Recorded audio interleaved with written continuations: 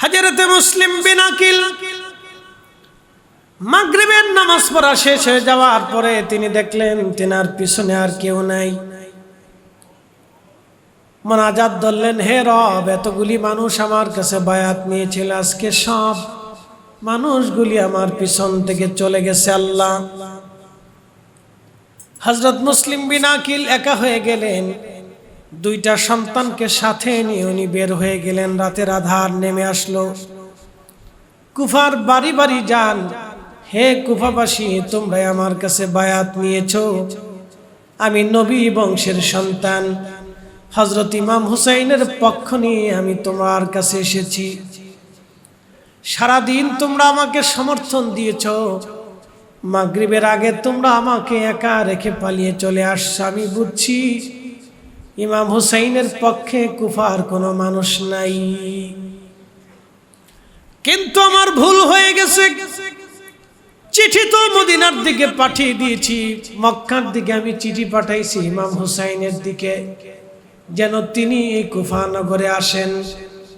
কিন্তু তোমরা এত বড় বেঈমানি করবা আমার এটা জানা ছিল না। শুধু রাতটা তোমাদের বাড়িতে আমাকে জায়গা দাও, সকাল হলে আমি চলে যাব। রাতের আধারে পথ চলা বড় কঠিন। কুফার কোনো মানুষ তাকে জায়গা দিল না, দরজা পর্যন্ত খুলল না। সবাই বলে দিল, মুসলিম বিন আকিল, তুমি চলে যাও। তোমাকে যদি আমরা আশ্রয় দিই, কালকে আমাকে হত্যা করা হবে, আমার জীবন কেড়ে নেওয়া হবে, আমার সহায় সম্পদগুলি কেড়ে নিয়ে যাওয়া হবে। তোমরা আমার দরজা থেকে তোমরা চলে যাও। কত নির্মম ইতিহাস, একটু চিন্তা করেন তো।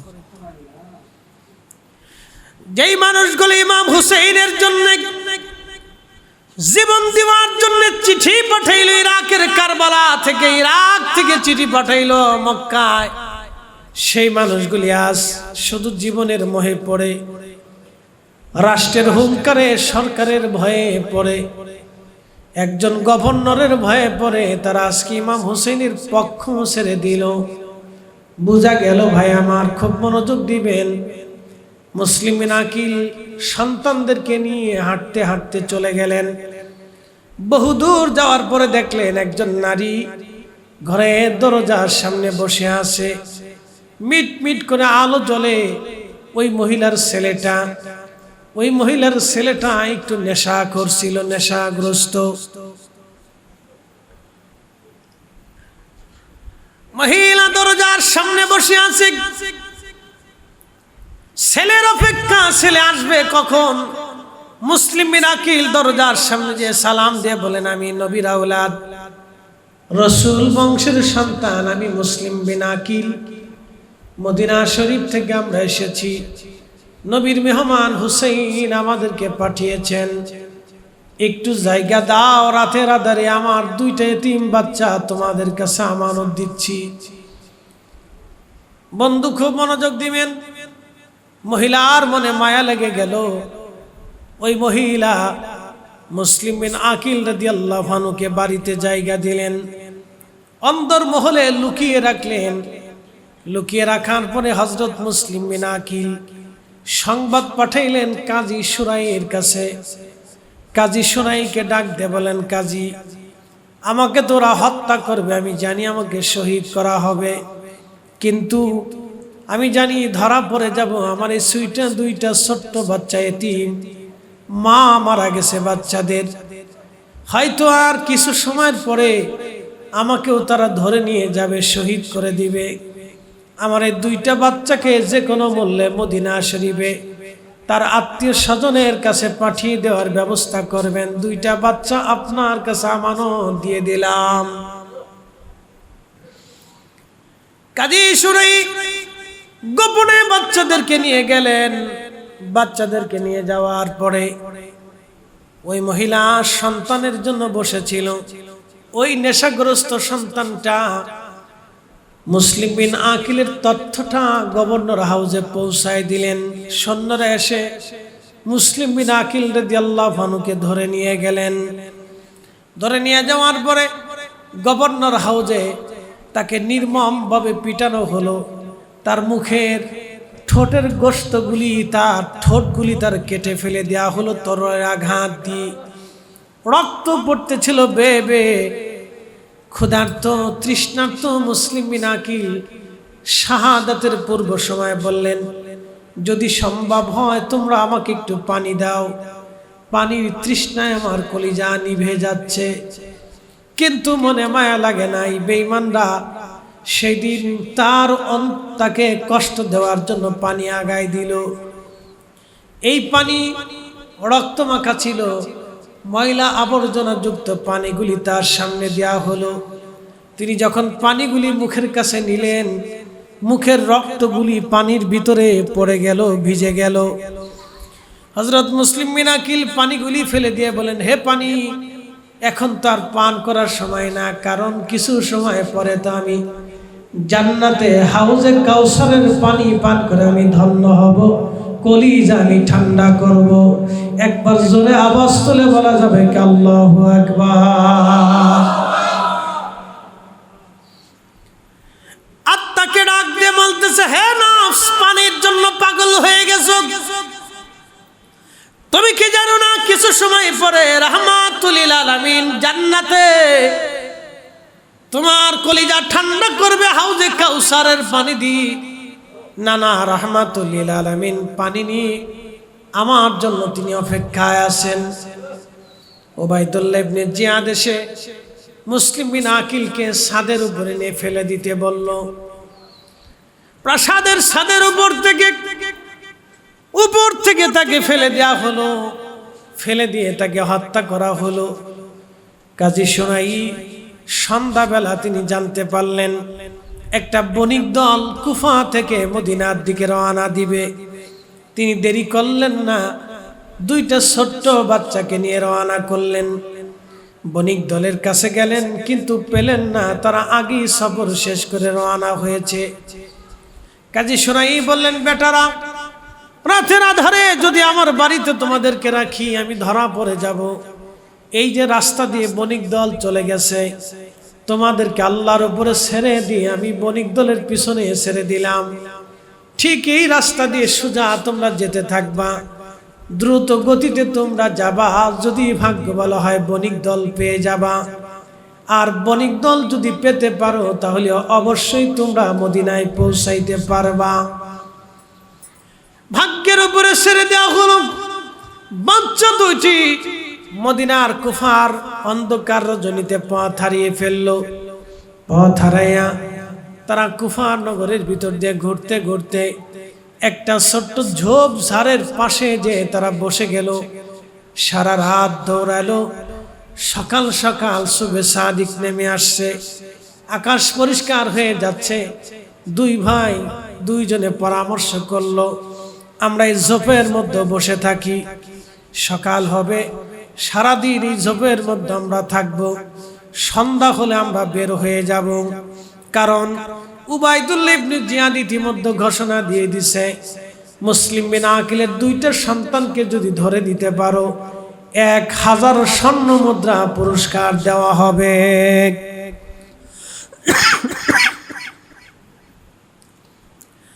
1000 স্বর্ণ মুদ্রার আশায় সারা কুফার মানুষেরা যার যা ছিল তাই নিয়ে তারা বের হয়ে গেল। মুসলিম বিন আকিলের দুইটা সন্তানকে ধরে দিতে হবে, বিনিময়ে 1000 স্বর্ণ মুদ্রা পাওয়া যাবে। বর্তমানে মিনিমাম হলো 100 কোটি টাকার সম্পদ হবে। বর্তমানে মিনিমাম 100 কোটি। এত বড় অর্থ কে ছেড়ে দেয়? ইমান চলে যায়, যা টাকা ছাড়া যাবে না।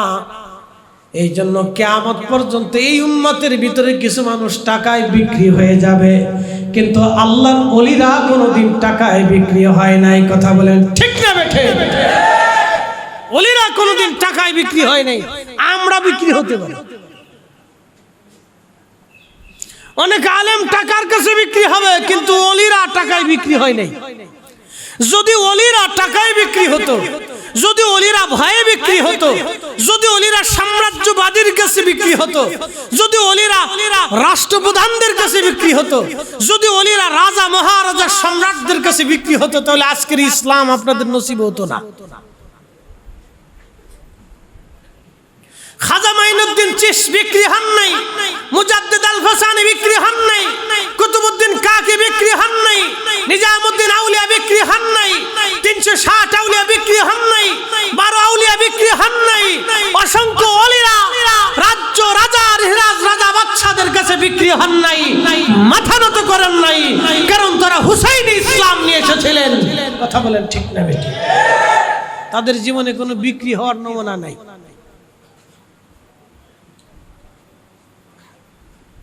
প্রিয় উপস্থিতি, খুব মনোযোগ দিবেন। মুসলিম বিন আকিল রাদিয়াল্লাহু আনহুর দুটি সন্তান ঝোপের পাশে বসে আছে। এক মহিলা রাতের আধার শেষ, সুবে সাদিকের সময় ফজরের আজানের পরে পানি নিতে কুয়ার পাশে আসছে। তো কুয়া থেকে ঝোপ দেখা যায়, দেখতেছে ঝোপের ভিতরে দুইটা বাচ্চা বসে বসে কাঁদতেছে। মহিলা মানুষ, অন্তরে মায়া লাগছে। ওই মহিলা পানি নিয়ে ঝোপের পাশে যে ডাক দিল, কে গো তোমরা বাবারা? এই ঝোপের পাশে সুবে সাদিকের সময় তোমরা বসে আছো, পরিচয় কি? বলবানি তোমাদের পরিচয়। ছেলে দুটি কেঁদে কেঁদে বলল, আমাদের পরিচয়, আমরা আওলাদে রসুল হযরত মুসলিম বিন আকিলের সন্তান। আমরা আমার বাবাকে উবাইদুল্লাহ ইবনে জিয়াদ নির্মমভাবে শহীদ করে দিয়েছে, আর আমাদেরকে ধরার জন্য 1000 স্বর্ণ মুদ্রা পুরস্কার দিয়েছে। মদিনায় যেতে চেয়েছিলাম, কিন্তু রাস্তা হারাইয়া ঝোপের মধ্যে আমরা পড়ে গেছি। আপনি কি আমাদেরকে একটু আশ্রয় দিবেননি? মহিলার মনে মায়া লাগলো, হারে আমার নবীর আওলাদের আজ বিপদগ্রস্ত। কঠিন হাসরের ময়দানে নবী যদি জিজ্ঞেস করে, কি জবাব আমি সেই দিন দিব? আজকে যদি আমি তাদেরকে ছেড়ে দিয়ে জীবনের মোহে পালিয়ে চলে যাই, কিয়ামতের ময়দানে আমি রসুলের সামনে কি জবাব দিব? মহিলার মনে মায়া লেগে গেল। ইশকে রসুল কলিজার ভিতরে উঠলি উঠে রহমতের দরিয়ায় ধাক্কা লেগে গেল। মহিলাটা দুইটা বাচ্চাকে কোলের মধ্যে নিয়ে চুমা খাইলেন। বেটারা, আমাকে মা মনে করতে পারো, চিন্তা মুক্ত থাকতে পারো। এই মা জীবনে যত সময় বেঁচে থাকবে তোমাদের কোনো ক্ষতি হতে দিব না। তোমরা আওলাদে রসুল। একবার জোরে বলা যাবে কি, ইয়া রাসূলুল্লাহ? তোমার ওই নাম শুনিলাম, এই চোখে দেখলাম না। তোমার ওই নাম শুনিলাম, এই চোখে দেখলাম না। এই সুর যদি শুনে থাকো, একবার খাবে আসো না। এই সুর যদি শুনে থাকো, একবার দেখা দাও না। হে রাসূল, তোমায় ভালোবাসি, অন্তরে শুধু, মুখে নয়।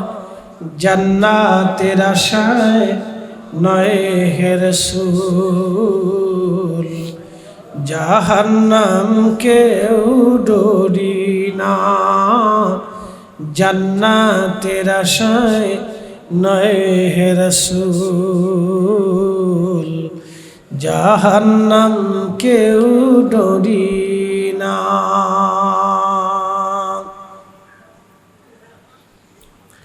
ছেলে দুটিকে নিয়ে ওই মহিলা চলে গেলেন বাড়িতে।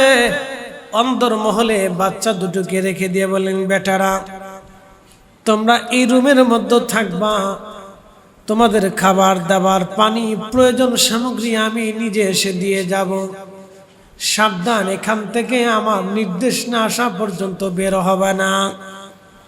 দেখি চেষ্টা করে তোমাদেরকে মদিনা শরীফে পাঠিয়ে দেওয়া যায় কিনা। মহিলা চেষ্টা করতে লাগলেন। রাত্র গভীর হয়ে গেছে। স্বামীর নাম হারেস। সারাদিন পরিশ্রম করে স্বামী ঘরে আসছে। বাচ্চা দুটি রাতের আধারে ঘুমিয়ে পড়েছে। হঠাৎ করে বাচ্চারা স্বপ্ন দেখলো তাদের চোখের সামনে তাদের বাবাকে শহীদ করা হচ্ছে। দৃশ্যগুলি স্বপ্নে দেখে বাচ্চারা চিৎকার মেরে কেঁদে কেঁদে উঠল। স্বামীর নাম হারেস। ডাক দে বলল, বিবির এই বাচ্চাগুলি কারা? বলতেছে, স্বামী আপনি ঘুমান, এই বাচ্চাগুলি পাশের বাড়ি এলাকার গ্রামের বাচ্চা আমাদের ঘরে রেখে গেছে। স্বামীরে ঘুমান, বাচ্চারা আমাদের না, এই গ্রামের বাচ্চা আমাদের কাছে রেখে গেছে, আমার কাছে আমানত দিয়ে গেছে। স্বামী ডাক দেখে, না রে বিবি, কান্নার ঘিরানে তো আমাদের এলাকার কোনো ঘিরান পাওয়া যায় না। কান্নার আওয়াজে কুফার আওয়াজ আসে না, কান্নার আওয়াজে বাহিরের ঘিরান পাওয়া যায়। দেখে আসি একটু বাচ্চাগুলি কানা।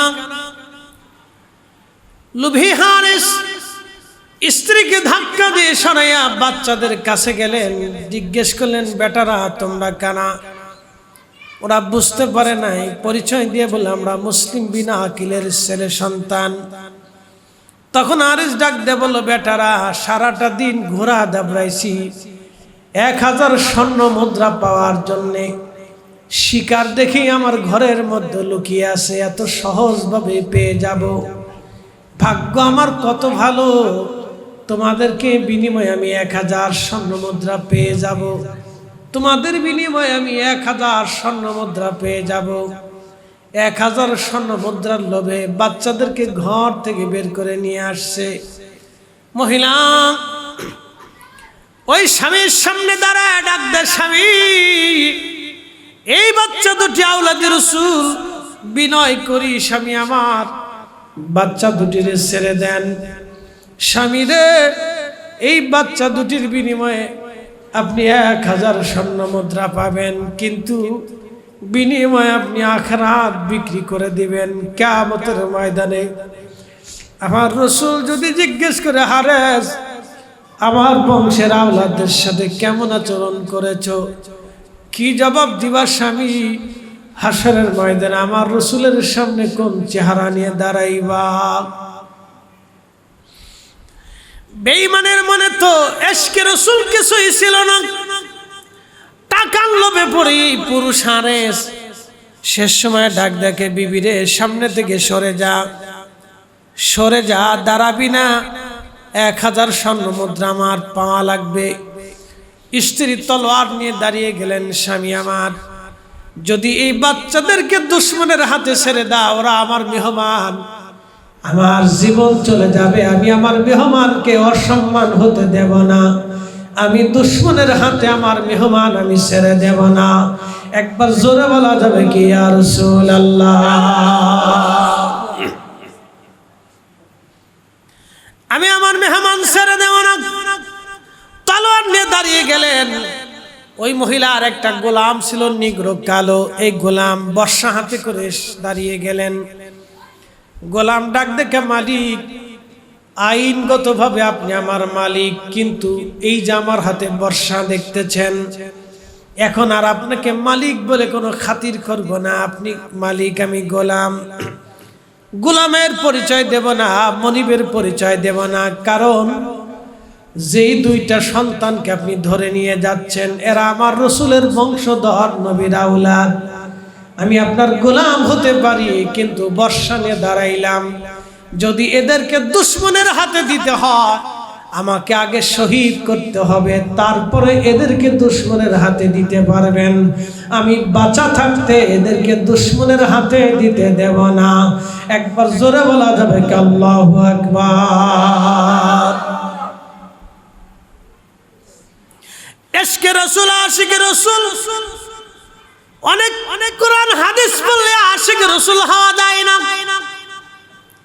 কারণ কোরআন হাদিস পড়ে অনেকেই ইয়াজিদকে প্রশংসা করে, কোরআন হাদিস পড়ে আমার রাসূলের শানে বাজে কথা বলে। কালকে তো এক হারামজাদা বলতেছে নবীজি সাহাবীরা অন্যের স্ত্রীর দিকে লোভাতুর হইতেন, পরকিয়া করতেন। আস্তে করে জোরে জোরে জোরে জোরে। যদি ওমর ফারুক থাকতেন তাহলে এতদিন পর্যন্ত, এই সময় পর্যন্ত পৃথিবীতে বেঁচে থাকার অধিকারী ছিল না তার। কি কথা কান নাকি? যদি ওমর ইবনে আব্দুল আজিজ রহিমার থাকতেন তাহলে এই সময় পর্যন্ত বেঁচে থাকার কথা ছিল না তার। যদি সুলতান মাহমুদ গজনবী থাকতেন, সুলতান ফাতে মোহাম্মদ থাকতেন তাহলে এই সময় পর্যন্ত সে বেঁচে থাকার প্রশ্নই ছিল না। সে আল্লাহর রাসূল ও সাহাবে کرامকে গালি দিয়েছে, বাজে কথা বলেছে, তাদের চরিত্র নিয়ে বাজে কথা বলেছে। কথা বলেন না কেন? ঠিক না বেঠিক?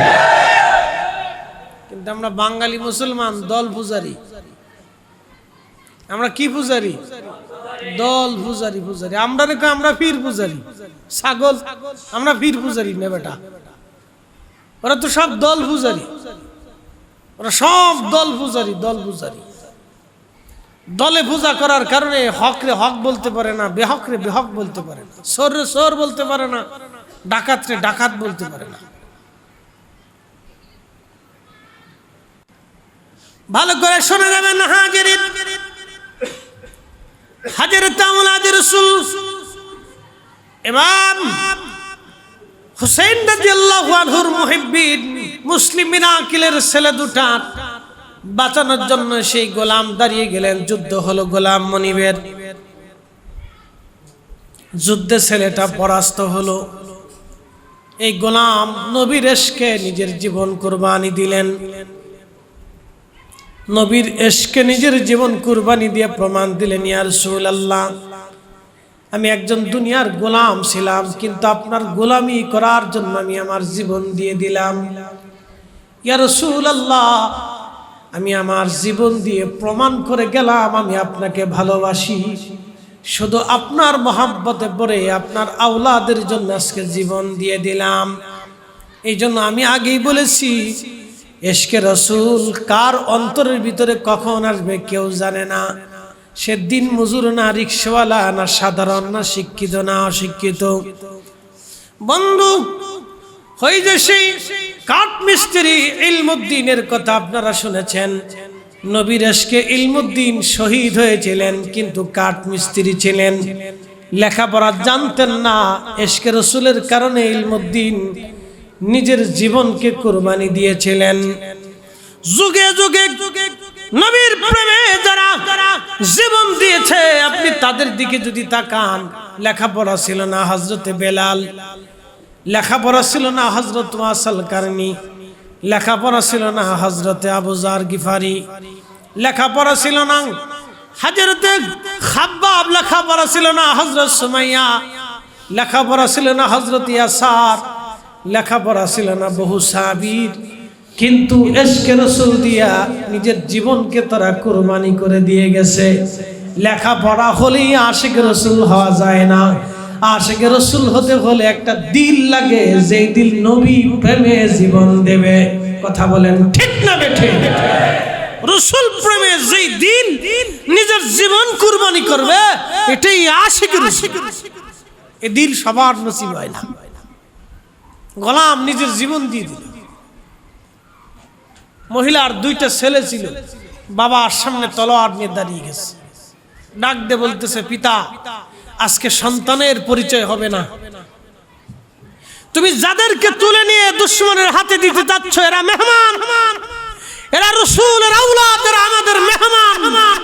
আমি তোমার সন্তান, শহীদ হব, জীবন দিব, প্রয়োজন বোধে তোমাকে হত্যা করব। বাপের পরিচয় হবে না, সন্তানের পরিচয় হবে না। আজকে ইশকে রাসূলের পরিচয়ে নিজের জীবনকে কুরবানি করব, কিন্তু মেহমান রাসূলের আওলাদকে দুশমনের হাতে তুলে দিতে দেব না। একসাথে বলা যাবে মারহাবা। এরা আশিক রাসূল, এরাই আশিক রাসূল। আজকে আমরা হইছি এমন আশিক রাসূল, কোন শাইখ দিয়ে, ব্যক্তি দিয়ে আমরা রাসূল চিনতে চাই। বলে অমুক শাইখে বলছে, শাইখের কপালে জুতা না। যে শাইখ আল্লাহ রাসূলের ইজ্জতের চাদর ধরে ওই শায়েকের 14 পুরুষকে তালাক দিতে হবে। আসতে বলবেন না, জোরে বলেন।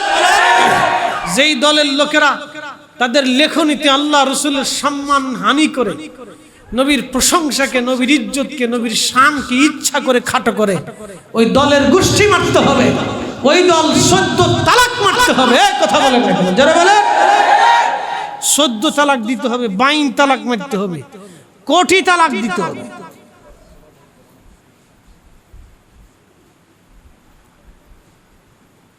প্রিয় চট্টগ্রামবাসী, হযরত মুসলিম বিন আকিলের ছেলেদেরকে বাঁচাইতে যাইয়া, নবীর পরিবারকে বাঁচাইতে যাইয়া সেই দিন 2 ভাই একসাথে বাবার সাথে লড়াই শুরু করলেন। ছেলে আর বাবার মধ্যে আজকে লড়াই হচ্ছে, কোনো পরিচয় নাই। আল্লাহ বলেন ওয়ালিল্লাহিল ইজ্জাতু ওয়ালি রাসূলিহি ওয়ালিল মুমিনিনা ওয়ালাকিন্নাল মুনাফিকিনা লা ইয়ালামুন।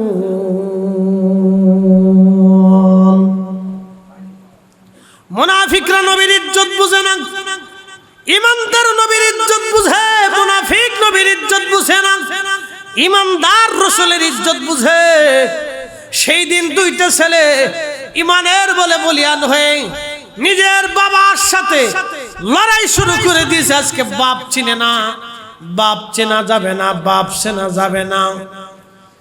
সূরা মুনাফিকের তাফসীরের মধ্যে পড়ে দেখবেন আব্দুল্লাহ ইবনে উবাই, যিনি মুনাফিক সর্দার ছিলেন, তার ছেলের নাম আব্দুল্লাহ ছিল।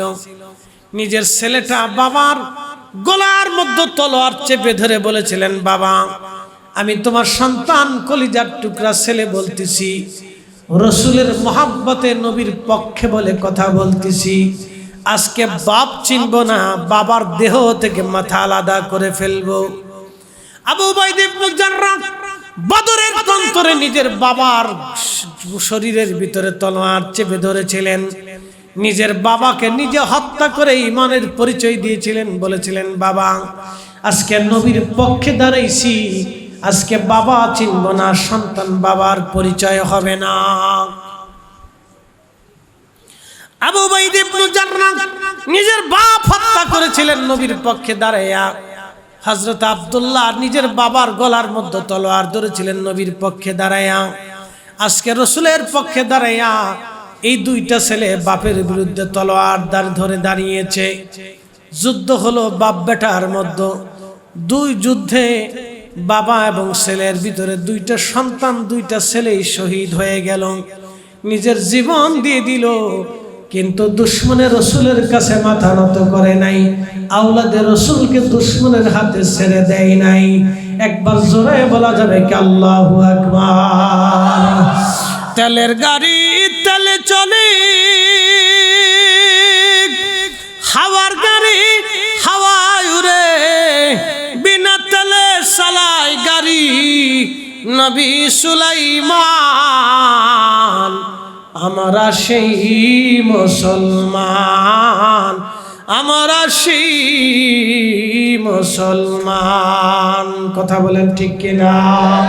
সালাতুন ইয়া রাসূলুল্লাহ আলাইকুম সালামুন ইয়া হাবিবাল্লাহ আলাইকুম সালাতুন ইয়া রাসূলুল্লাহ আলাইকুম। খবর লও ইয়া রাসূলুল্লাহ, খবর লও মেরে মাওলা মেরে আকা, খবর লও সালাতুন ইয়া রাসূলুল্লাহ আলাইকুম।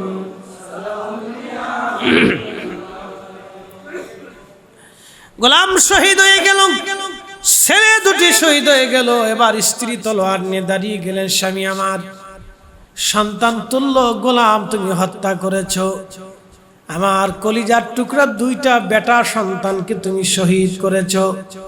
3টা সন্তান আমার কলিজার টুকরারা আমার সামনে আর শহীদ হয়ে গেছে।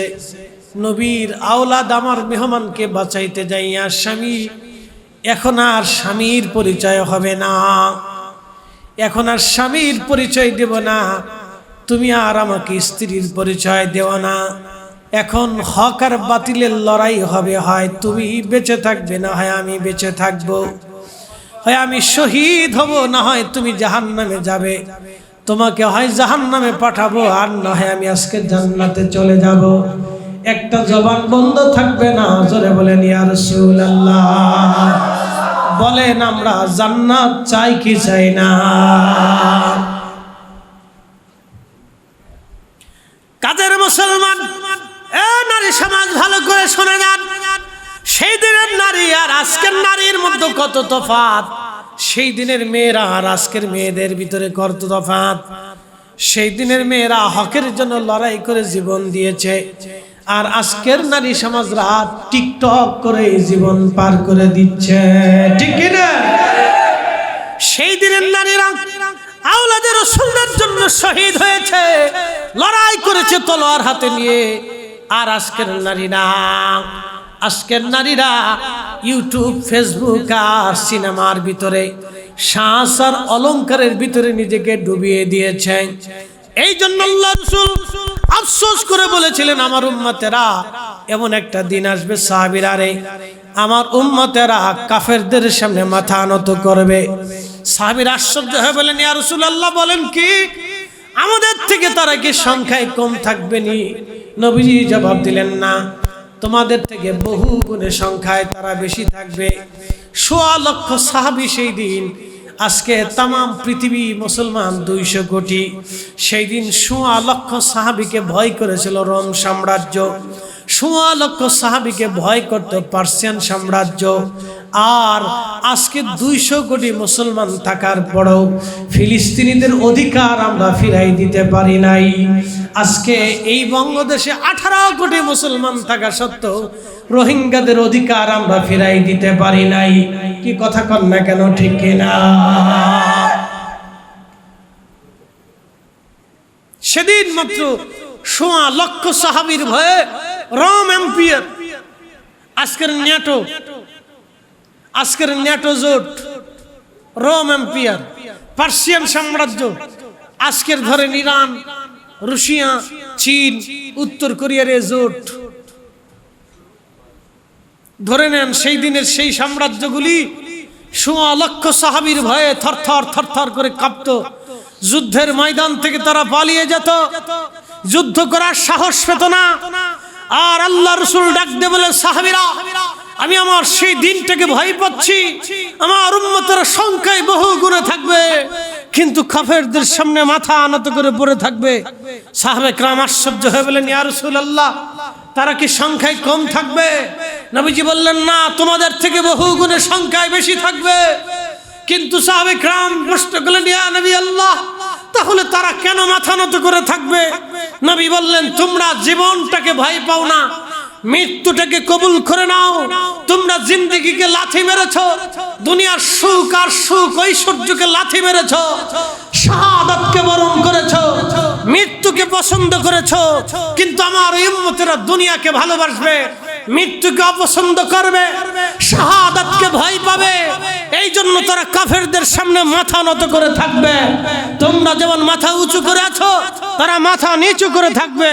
হে নারী সমাজ, হে পুরুষ সমাজ, হে যুব সমাজ, আজকের সেই দিন শাহাদাতে কারবালা আসছে। আমাদের দিল আর মনকে জিহাদি জজবায় উজ্জীবিত করবে।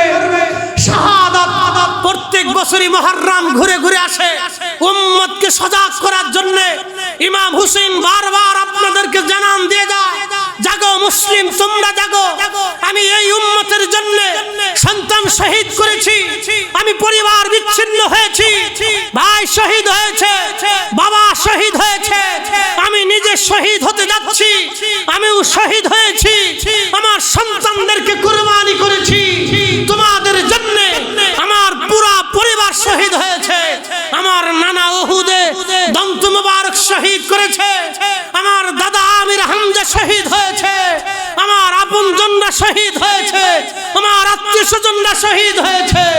হে আমার নানার উম্মতেরা, আবার মুহররম ঘুরে আসতেছে, তোমরাও হকের জন্য প্রস্তুতি নাও। আমাদের দিল ও মুহাব্বত নিয়া তোমরাও তোমাদের দিলকে শাহাদাতের জন্য উজ্জীবিত করো, হুসাইন ইসলামের জন্য জন্য তোমাদের দিলকে উজ্জ্বল করো, সেই জন্যই মুহররম বারবার আসে। কথা বলেন ঠিক না বেঠিক? আমরা বুঝেও না বুঝার ভান ধরে বসে থাকি যে মুহররম আসলে কি হয়। বেটা, মুহররম আসেই তো তোমার দিলকে জানান দেওয়ার জন্য।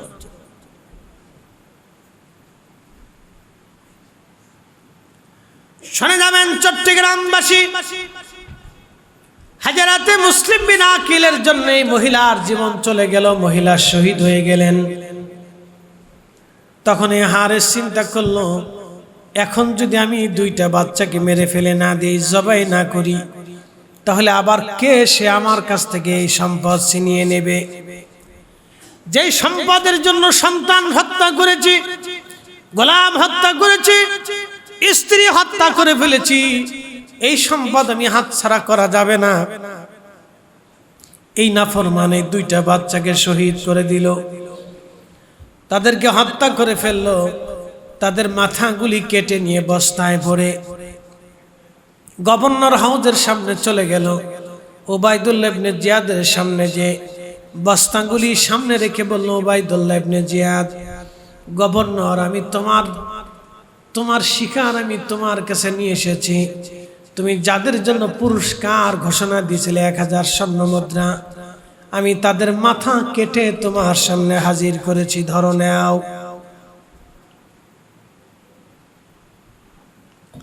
ওবায়দুল্লাহ ইবনে জিয়াদ বস্তা থেকে মাথা বের করে দেখলেন, হায় হায়, দুইটা শিশু বাচ্চার মাথা, কর্তৃত দেহ নিয়ে আসছে মাথা। ডাক দিয়ে বলেন, হারেস, তোর কি মায়া লাগে নাই? এই দুইটা এতিম বাচ্চা তুই হত্যা করলি। এ বেটা নাফরমান, আমি তো হত্যা করে মাথা কেটে আনতে বলি নাই, আমি জীবন্ত ধরে দিতে বলেছিলাম। তুই জীবন্ত আনতে পারিস নাই, 1000 স্বর্ণ মুদ্রা তোকে পুরস্কার দেওয়া যাবে না। আর টাকার জন্য তুই যদি এই ছোট্ট বাচ্চাদেরকে মারতে পারিস, তাহলে টাকার কাছে বিক্রি হয়ে তুই আমাকেও মেরে দিতে পারিস। তোকে বিশ্বাস করা যাবে না হারিস। সৈন্যদেরকে বলেন, একে ধরো। অনেক বড় পিশাচী, টাকার জন্য দুনিয়ার মোহে পড়ে এই লোকটা ছোট্ট এতিম বাচ্চাদেরকে যদি হত্যা করতে পারে, আমাকেও মারতে পারবে। জল্লাদদেরকে হুকুম করলেন, এর দেহ থেকে মাথা আলাদা করে ফেলে দাও। ওই দিন হারেসকে হত্যা করে উবাইদুল্লাহ প্রমাণ দিয়ে দিল, দুশমনে রসুলের ইহকালও বরবাদ, পরকালও বরবাদ। কথা বলেন ঠিক কিনা? দুশমনে রসুলের ইহকালও নাই, পরকালও নাই, কবরও নাই, হাসরও নাই, দুনিয়াও নাই। দুনিয়াও নাই, পরকালও নাই, হাসরও নাই। ইমাম হুসাইনের শাহাদাতের পিছনে সবার আগে মুসলিম বিন আকিল শহীদ হয়ে গেলেন। এরপরে ওই গোলাম শহীদ হয়ে গেলেন, দুইটা ছেলে বাচ্চা শহীদ হলো, মহিলা শহীদ হলো। মুসলিম বিন আকিল রাদিয়াল্লাহু আনহুর ছোট দুইটা বাচ্চা শহীদ হয়ে গেল। কিন্তু চিঠি তো চলে গেছে ইরাক থেকে, কারবালা থেকে চিঠি চলে গেল, মক্কাতুল মুকাররমায় চিঠি চলে গেল। চিঠি চলে যাওয়ার পরে চিঠিখানা পেয়ে ইমাম হুসাইন পরিবার পরিজন আত্মীয় স্বজনদেরকে নিয়ে রওনা হলেন। কিন্তু তিনি তো জানেন না ইরাকের কারবালা, ইরাকের কুফা পরিবর্তন হয়ে গেছে। একটু দুরূদ শরীফ পড়ি, সালাতুন ইয়া রাসূলুল্লাহ আলাইকুম। একটু আগে আগে বসি, সালাতুন ইয়া রাসূলুল্লাহ। খবর লও ইয়া রাসূলুল্লাহ, খবর লও মেরে মৌলা মেরে আকা, খবর লও সালাতুন ইয়া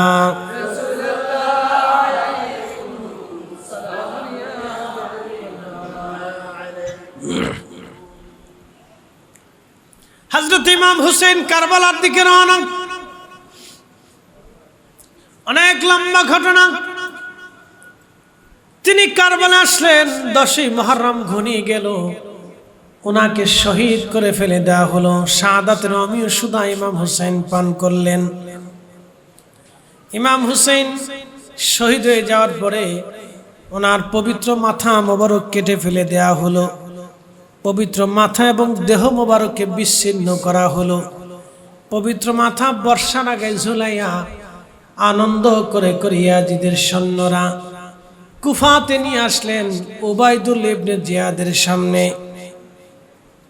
উবাইদুল্লাহ ইবনে জিয়াদ ইমাম হুসাইনের রাদিয়াল্লাহু আনহুর পবিত্র মাথা মোবারক একটা বাসনের উপরে করে রেখে একটা লাঠি দিয়ে তার চক্ষু এবং নাকে এবং জবানে লাঠির আঘাত করতেছিলেন আর বলতেছিলেন, হুসাইন দেখলি তো ইয়াজিদের সাথে নাফরমানি করার পরিণতি কি হয়। ওই গভর্নর হাউজে হাজার হাজার মুসলমান, একজন নবীর সাহাবী ওইখানে উপস্থিত ছিলেন, তার নাম যায়েদ ইবনে আরকাম রাদিয়াল্লাহু তাআলা আনহু। উনি যখন যুবক ছিলেন তখন মদিনাতুল মুনাওয়ারায় আমার নবীজির খেদমত করেছিলেন, 12 বছর ছিলেন একটানা মদিনায়। রাসূলের জিন্দেগীর হায়াতে 12 বছর মদিনায় কাটিয়েছিলেন। নবীর ইন্তেকালের পরে যায়েদ ইবনে আরকাম কুফা নগর চলে গেলেন। এখন তিনি বৃদ্ধ, কিন্তু ইমাম হুসাইন যুবক। যায়েদ ইবনে আরকাম এখন বৃদ্ধ, বয়সের বারে নুব্জ হয়ে গেছেন। লাঠির উপরে ভর দিয়ে একটা নজর আওলাদে রাসূলদেরকে দেখার জন্য এসেছেন। কারণ ছোট্টকালে উনি দেখতেন ইমাম হুসাইন আমার নবীর কোলের মধ্যে বসে থাকতো, আমার রাসূলের পিঠ মুবারকের উপরে চড়ে থাকতো, নবীজি কাঁধে করে কোলে নিয়ে সারা মদিনার অলিগলি দিয়ে ঘুরতেন। নামাজের সেজদার ভিতরে ইমাম হুসাইন আমার নবীজির পিঠ মুবারকের উপরে এসে বসে থাকতেন। তারা কাঁদলে নবীজি পাগল হয়ে পাগল পারা হয়ে যাইতো। তাদের কান্না নিবারণ করার জন্যে যায়েদ ইবনে আরকাম এই স্মৃতিগুলি মনে করে আজকের হুসাইনকে দেখার জন্য তিনি চলে গেলেন। লাঠির উপরে ভর দিয়ে দূরে দাঁড়িয়ে আছেন, দেখতেছিলেন উবাইদুল্লাহ কর্তৃত মস্তক পবিত্র চেহারা মোবারকে লাঠি দিয়ে আঘাত করতেছে আর অপমান করতেছিল। যায়েদ ইবনে আরকাম হুঙ্কার ছেড়ে দিয়ে বললেন, মারজানার ছেলে, এই মারজানার ছেলে, লাঠি নামা। কার মুখের মধ্যে তুই লাঠি মারিস? কার চোখে আর কপালে আঘাত করিস? আমি নবীর সাহাবী যায়েদ ইবনে আরকাম, আমি রাসূলের সাহাবী যায়েদ ইবনে আরকাম। আমার এই দুই চোখ দিয়ে আমি ইমাম হুসাইনের ছোট্টকালের সেই দৃশ্যগুলি দেখেছি, আমার রাসূলকে দেখেছি। ওই ঠোঁটের মধ্যে চুমা লাগাইতো, নবীকে দেখতাম, নবীজি কপালে, চোখের ভিতরে, মুখের মধ্যে ইমাম হোসেনকে চুমায় চুমায় আদরে ভালোবাসা দিয়ে দিয়ে নবী তাদেরকে ভরিয়ে দিতেন। আমি দেখেছি নবীজির কোলের মধ্যে তারা বসে থেকেছেন, নবীজি আদর করেছেন, নবীজির কোলে, কাঁধে, পিঠে চড়ে মদিনার অলি গলি দিয়ে তারা ঘুরে বেরিয়েছেন। এ মারজানার ছেলে, তোর লাঠি নামা, তোর আর কোনো অধিকার নাই ওই পবিত্র মুখে লাঠির আঘাত করার। শহীদ করেছিস, হত্যা করেছিস, পরিবারকে নির্মমভাবে শহীদ করার পরও কি তোর খায়েশ মিটে নাই? এরপরও কি তার সাথে দুশমনি করা লাগবে? সেই দিন উবাইদুল্লাহ ইবনে জিয়াদ নবীর এই বৃদ্ধ সাহাবীকে ঘাড় ধাক্কা দিয়ে মজলিস থেকে বের করে দিলেন আর ধমক দিয়ে বলেন, এ বেটা, তুই যদি রাসূলের সাহাবী না হতি তাহলে এখন তোকে আমি জবাই দিতাম। যায়েদ ইবনে আরকাম ডাক দিয়ে বলে, এ মারজানার ছেলে, আল্লাহ যদি আমাকে একবার জীবন দেয়, আমি ওই জীবন শহীদ হয়ে যাই রাসূলের জন্য। আবার আমি জীবন দেই, আবার শহীদ হই, আবার আল্লাহ জীবন দিবে, আবার শহীদ হব, আবার আল্লাহ জীবন দিবে, আবার শহীদ হব, আবার আল্লাহ জীবন দিবে, আবার শহীদ হব। এইভাবে যদি 1000 বার আল্লাহ জীবন দেয়, 1000 বার যদি আল্লাহর জন্য আমি শহীদ হয়ে যাই, 1000 বার যদি তার রাসূলের জন্য আমি শহীদ হয়ে যাই, এ মারজানার ছেলে, আমি যায়েদ ইবনে আরকাম তাতেও রাজি আছি। তুমি আমাকে শাহাদাতের ভয় দেখায়ো না। একবার জোরে বলা যাবে কি আল্লাহু আকবার। এরা সাহাবী রাসূল ছিলেন, আশিক রাসূল ছিলেন। পবিত্র মাথা নিয়ে যাচ্ছে সিরিয়ার দিকে, নিতে নিতে মাথা মোবারক সিরিয়াতে নিয়ে যাওয়া হলো। সিরিয়াতে নিয়ে যাওয়ার পরে ইয়াজিদ পবিত্র মাথা মোবারককে নির্দেশ দেওয়া হলো, সিরিয়ার অলিগলি দিয়ে এই মাথা মোবারক তোমরা প্রদর্শন করাও, যেন সিরিয়ার কোনো মানুষ আমার সাথে বিদ্রোহ করার কল্পনাও না করে। আহা, সেই দিন তো সবাই দুশমনের রাসূল ছিল না, কেউ তো আশিকের রাসূল ছিল।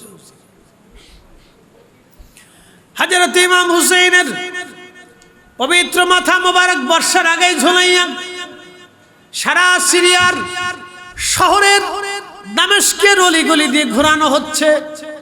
মানুষেরা রাস্তার পাশে দাঁড়িয়ে দাঁড়িয়ে কেউ কেঁদে কেঁদে দেখতেছে ইমাম হুসাইনের শাহাদাত, কেউ চোখের পানি ফেলতেছে, কেউ নির্বাক হয়ে দূরে দাঁড়িয়ে আছে, কেউ বা দেখে আনন্দিত হচ্ছে, কেউ বা দেখে ইয়াজিদের প্রশংসা করতেছে,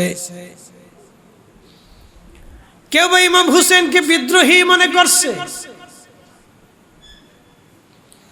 কিন্তু পবিত্র মাথা মুবারকের পাশে দাঁড়িয়ে দাঁড়িয়ে একজন কোরআন শরীফ পড়তেছিল। আম হাসিবতা আন্না আসহাবাল কাহফি ওয়ার রাকিম কানু মিন আয়াতিনা আযাবা। ঠিক ওই সময় ইমাম হুসেনের পবিত্র জবান থেকে আওয়াজ আসতেছে,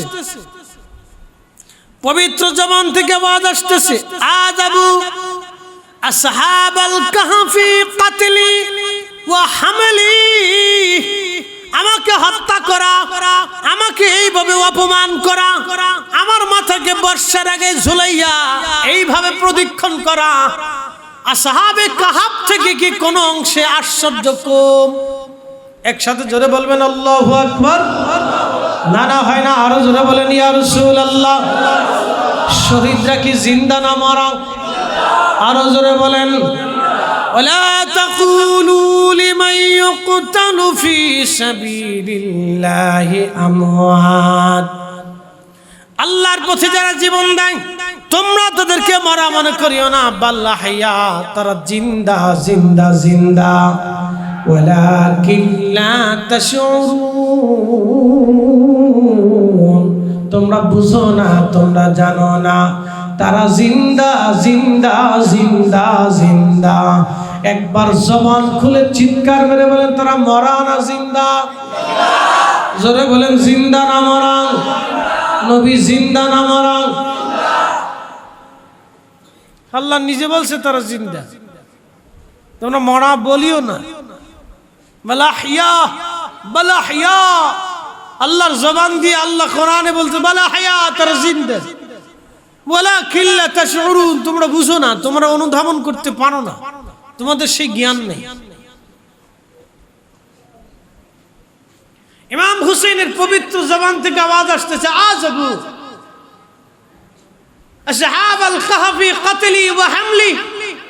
কতই না আশ্চর্য, আসহাবে কাহফ থেকে আমাকে হত্যা করা, আমাকে এইভাবে বহন করা, আমাকে এইভাবে শুলে চড়াইয়া অপমান করা, আমাকে কেটে ফেলা, নির্মমভাবে হত্যা করা, আসহাবে কাহফ থেকে কি কোন অংশে কম আশ্চর্য?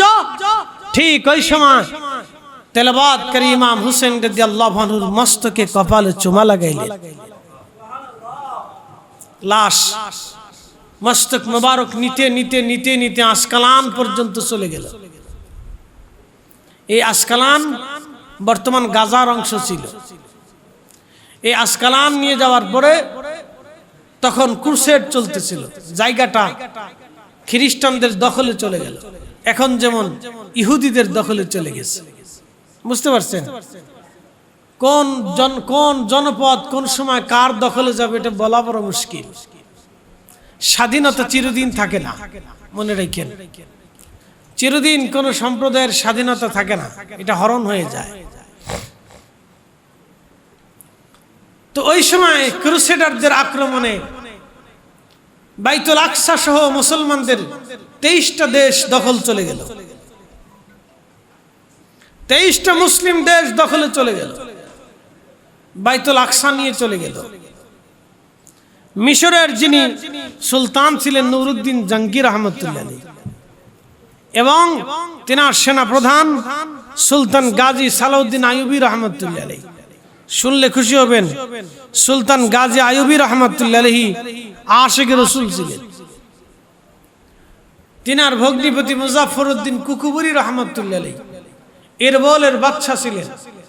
প্রত্যেক বছরে 1 লক্ষ দিনার খরচ করে রাজ দরবারে রাজকীয়ভাবে পবিত্র ঈদে মিলাদুন নবীর মাহফিলের ইন্তজাম করতেন।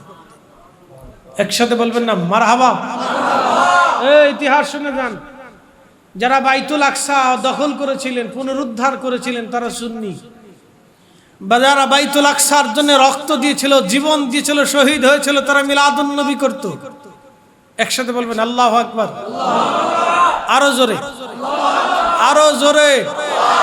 হ্যাঁ, এটা আমি লিখিনি, ইমাম ইবনে কাসির আল বাদাতে লিখছেন, ইমাম সুয়ুতী আল হাবিতে লিখছেন, ইমাম হযরত আসকালানি লিখেছেন, হযরত ইমাম নুরউদ্দিন হাইসিমি লিখেছেন, মোল্লা আলী কারি মক্কি আল মাউরিদের মধ্যে লিখেছেন। বহু কিতাবের হাওয়ালা দেওয়া যায়, বহু তারিখের হাওয়ালা দেওয়া যায়। আর আমরা মিলাদুন নবী করার কারণে আমরা হইছি বিদআতি। ইস, বড় বুজুর্গ হুজুর আর কি, বিরাট বড় বুজুর্গ হুজুর। আমরা এই সাতার বুজুর্গ মানি না। এই কথা কেন জোরে বলেন, এই সাতার বুজুর্গ আমরা একসাথে বলেন মানি, জোরে বলেন মানি। ও সাতার বুজুর্গ দেখার সময় নাই, বহু বুজুর্গ দেখছি।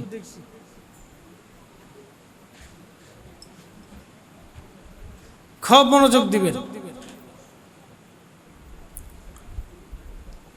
তো ক্রুসেডাররা এই অঞ্চল দখল করে নিল। ইমাম হুসেন রাদিয়াল্লাহু আনহু পবিত্র মস্তক খ্রিস্টানদের আওতার ভিতরে চলে গেল। মিশরের গভর্নর যিনি ছিলেন, তিনি চিন্তা করলেন, আমাদের সাইয়্যিদ, আমাদের শিরোতাজ, জান্নাতের যুবকদের সর্দার, সুলতানে কারবালা, নবীর নয়নমণি, কলিজার টুকরা ফাতেমা রাদিয়াল্লাহু আনহুর কলিজার টুকরা, হযরত আলী রাদিয়াল্লাহু আনহুর নয়নমণি, তাকে আমরা তো আর ওইখানে রাখতে পারি না। প্রস্তাব দিলেন খ্রিস্টান বাদশার কাছে, আমাদের সাইয়্যিদের মাথা মোবারক দিয়ে দাও। তো খ্রিস্টানরা চিন্তা করলো, আমরা মাথা দিয়ে কি করব? তোমরা তোমাদের সাইয়্যিদের মাথা নিয়ে যাও, কিন্তু শর্ত আছে, 30,000 স্বর্ণ মুদ্রা দিতে হবে। তখনকার দিনের 30,000 স্বর্ণ মুদ্রা এখনকার দিনের কত হাজার লক্ষ বিলিয়ন ডলার হবে, হিসাব নিয়ে নেন। 30,000 স্বর্ণ মুদ্রা দিতে হবে, সাধারণ মুদ্রা না, স্বর্ণ মুদ্রা। শোনেন, মিশরের গভর্নর ইশকে রাসূলের তামান্নাতে পড়ে নবীর আখিরাতের সুপারিশের আশা নিয়ে তিনি সেই দিন 30,000 স্বর্ণ মুদ্রা খরচ করেছিলেন। একসাথে বলবেন না মারহাবা। আর সুহাদা কারবালা মাহফিলে আসতে অনেকের কষ্ট হয়, টাকা দেওয়া তো দূরের কথা। এই আসতে কোন কেন জোরে বলেন, টাকা তো পরের কথা, আসতেই তো কষ্ট হয়। ওর বড় বুজুর্গ তো বলে দিছে বেদাতি মাহফিল, ও বেদাতের ফতোয়া নিয়ে পড়ে রইছে, তুই থাক বেদাতের ফতোয়া নিয়া, দেখি কিয়ামতের ময়দানে তোমার এই বড় হুজুর তোমাকে সুপারিশ করে না, ইমাম হুসাইন সুপারিশ করে। আরে আমাদের সুপারিশ করনেওয়ালা হবে ইমাম হুসাইন, ইমাম হাসান, আহলে বাইতে রাসূল, এবং আমাদের সুপারিশ করনেওয়ালা হবে হুসাইনের নানা। কথা বলেন ঠিক না বেঠিক? বুঝে নিন, আমাদের সুপারিশ করনেওয়ালা ইমাম সুলতানে কারবালা ইমাম হুসাইন রাদিয়াল্লাহু আনহুর নানাজি রাহমাতুল্লিল আলাইহি সুপারিশ করনেওয়ালা। উনি বেদাতের ফতোয়া নিয়ে পড়ে রয়েছে। বেদাতের ফতোয়ার তোর গোষ্ঠী কি লাই বেড়া।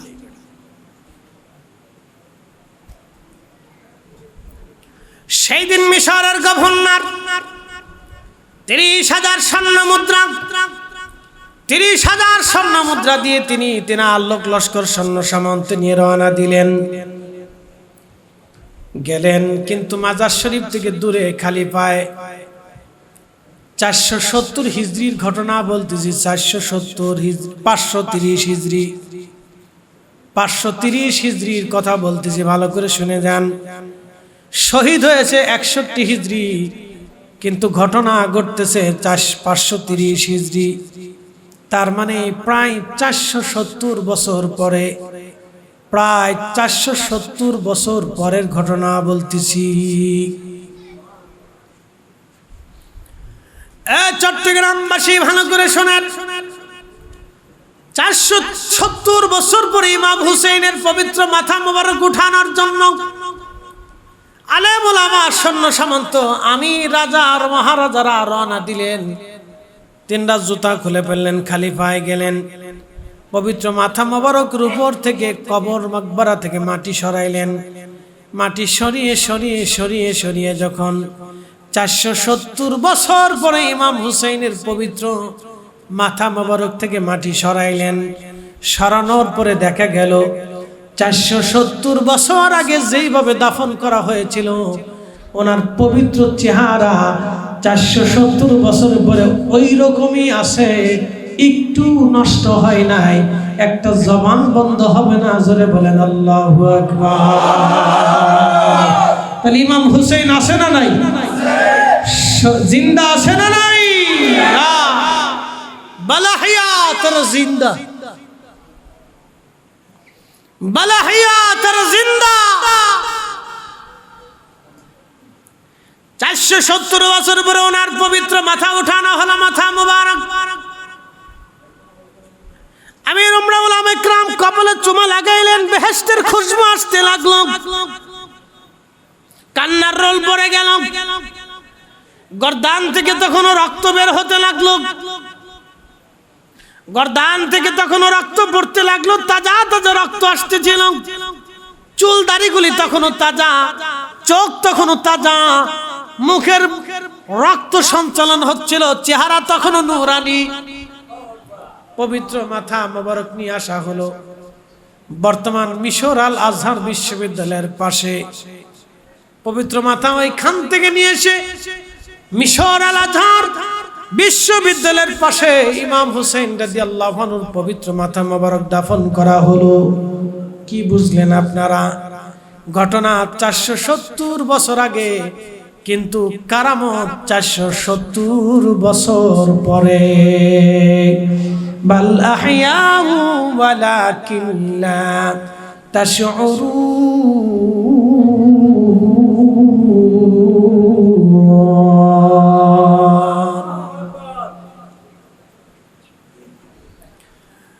জিন্দা তোমরা বুঝো না।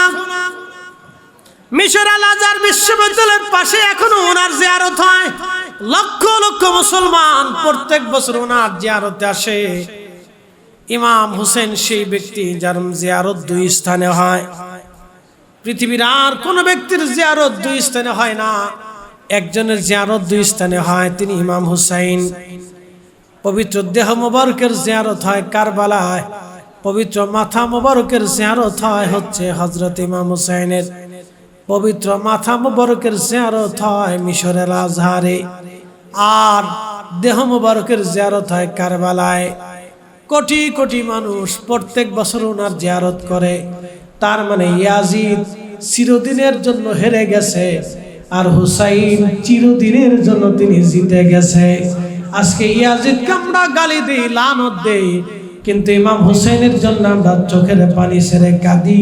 এটাই হলো ইমাম হুসাইনের বিজয়। কথা বলেন ঠিক কিনা? আল্লাহ হুসাইনের পক্ষে আমাদেরকে কবুল করুক, জোরে বলেন আমিন। শহদায়ে কারবালার পক্ষে আল্লাহ আমাদেরকে কবুল করুক। ইশকে রাসূল দি আল্লাহ আমাদের জীবন আর জিন্দেগিকে ধন্য বানায় দিক। আল্লাহ যেন আশিক রাসূল হয়ে কবরে যাওয়ার তৌফিক দেয়। একবার আওয়াজ তুলে জোরে বলেন আমিন। সালাতুন ইয়া রাসূলুল্লাহ আলাইকুম, সালাতুন ইয়া রাসূলুল্লাহ सलामुन या हबीब अल्लाह अलैकुम।